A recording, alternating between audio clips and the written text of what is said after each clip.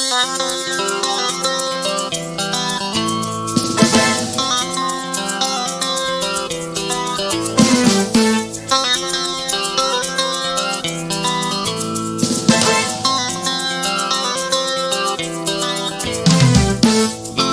mahita dit stunted i antany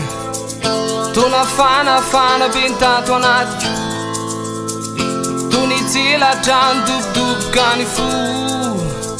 Ianao irery ihany nampitapy toy izany Kanefa voafitakao tam'ty fijerinao Nanantena zavatra tsy ho hita Tsy anjaratsika niarady Eto ambonin'ty tany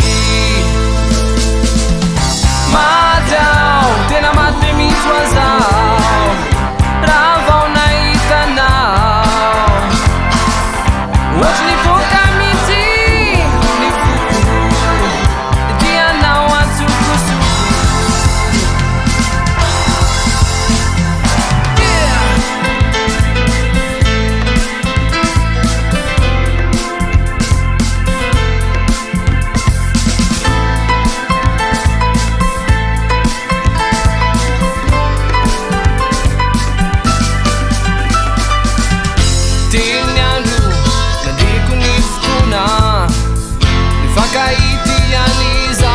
Ianao Ito vao maika na bridgeany aiky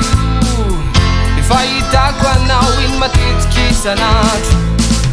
Kanefa voafitakao tam'ty fijerinao Nanantena zavatra tsy ho hita